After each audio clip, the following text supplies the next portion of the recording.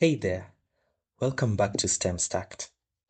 In our last video, we introduced quadratic equations. We talked about what quadratic equations are, how to solve them, and mentioned a couple of their use cases. In case you're new to quadratics and want a beginner introduction, or you just need a refresher, you can access the first video via the tag floating on the right side of the video or in the link in the description. Today, we'll be talking about the first method of solving quadratic equations, that is factorization. Say we have the quadratic equation x squared plus 5x plus 6 equals 0.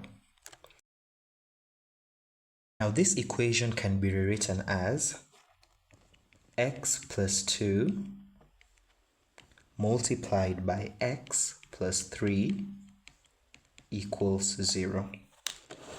Now the process of decomposing this equation into a product of linear equations, that is this and this, is called factorization. It can be thought of as the process of decomposing a polynomial into a product of linear equations. But how do we manage to factorize a quadratic equation? Recall that we wrote quadratic equations in the form ax squared plus bx plus c equals 0, where a is not equal to 0, x is our variable, and c is our constant. A and b are our coefficients. We can use this characteristic equation to find the values of a, b, and c for our equation above. We know that from our equation above, the value of a equals 1, since the coefficient of x squared is 1. The value of b equals 5, and the value of c equals 6. Now, to be able to factorize a quadratic equation, there is a trick we can use. We need to find two numbers such that their sum equals b and their product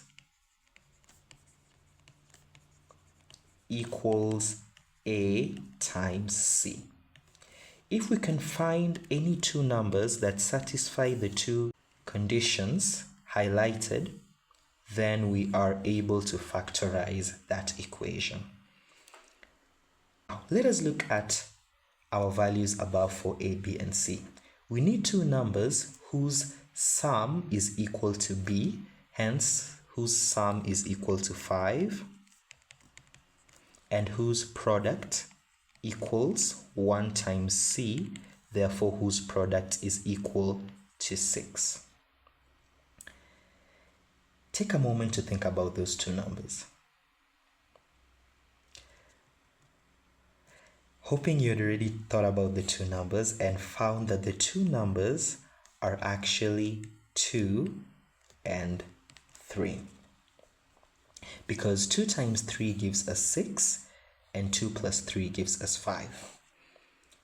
Now, once we've gotten these two numbers, the next step is actually to split the middle term into these two numbers.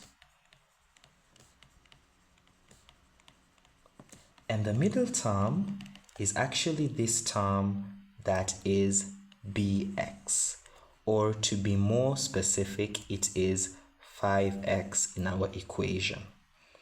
So by splitting that term, we are basically rewriting our equation as x squared plus 2x plus 3x plus 6 equals 0. This is the middle term. The 5x has been split into 2x and 3x. The two numbers that satisfied the two conditions we had of the sum being equal to b or 5 and the product being equal to a times c or 6. After that, we can now group the like terms. And basically what I'm doing, I'm taking these two parts of my equation. X squared plus 2x. The common value here is x. So taking x out of the bracket, I can have x plus 2 inside the bracket plus the common value in the second bracket is 3. So I can take 3 out and I'll have x plus 2 equals 0. Now I can rewrite this as the product of x plus 3 and x plus 2 being equal to 0. And at this stage, I have actually factorized our equation.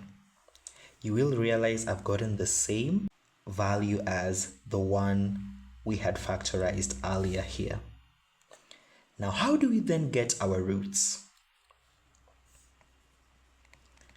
Remember, the roots are the value of x for which the equation is true. Now, remember the rule that when two numbers have a product of 0, or when you multiply any two numbers and get 0, it means one of the numbers must be equal to 0, right? So that is the rule we're going to use here. If we multiply two numbers and get 0, one of the numbers is 0.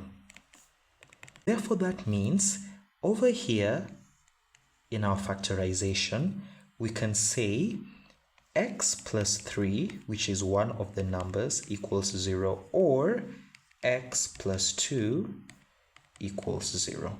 And if x plus 3 equals 0, we can say x equals negative 3, or x equals negative 2 if x plus 2 equals 0.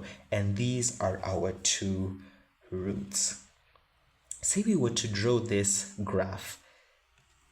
Visually, we'll see that the graph sort of looks something like this.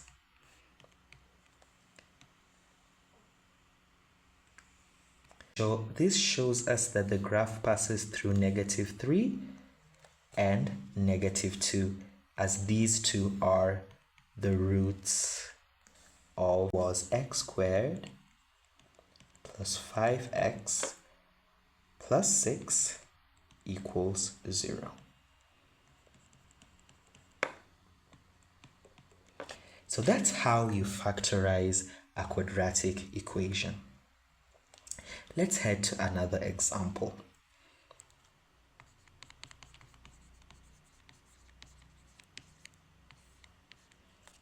Say you're given the following equation. 3x squared minus 11x minus 4 equals 0. And you're told to factorize, or rather to get the roots of this quadratic equation. We need two numbers whose sum is equal to negative 11, or b, and whose product is equal to a multiplied by c, and that is 3 times negative 4, and that will give us negative 12. Take a couple of seconds to think about those two numbers. You will find that those two numbers are negative 12 and 1. Negative 12 times 1 gives us negative 12 as the product, and negative 12 plus 1 gives us negative 11. Now, splitting the middle term into those two numbers, we'll have 3x squared minus 12x plus x minus 4 equals 0. Taking the common value in each of the parentheses, we'll have 3x as the common value in the first parentheses, and that will give us x minus 4 in brackets plus 1 as the common value in the second parentheses, x minus 4 in the brackets. And that will give us 3x plus 1, x minus 4 equals 0. And since we know that if a product of two numbers equals 0, one of the numbers must be 0, we'll have 3x plus 1 equals 0, meaning x equals negative a third, or x minus 4 equals 0, meaning x equals positive 4. So these are the two roots of the second equation. Say we had a third example as below.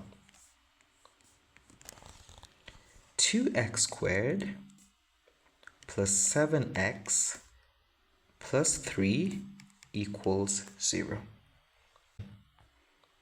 You can pause the video and take some time to solve this question before we look at it together.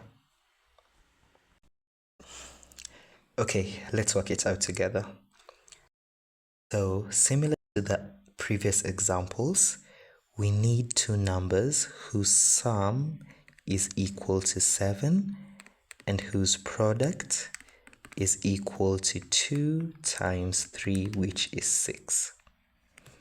Now the two numbers are 6 and 1. Splitting the middle term into the two numbers, we'll have 2x squared plus 6x plus x plus 3 equals 0. Taking the common term inside the two parentheses. In the first parenthesis, the common term is 2x, and we'll have x plus 3.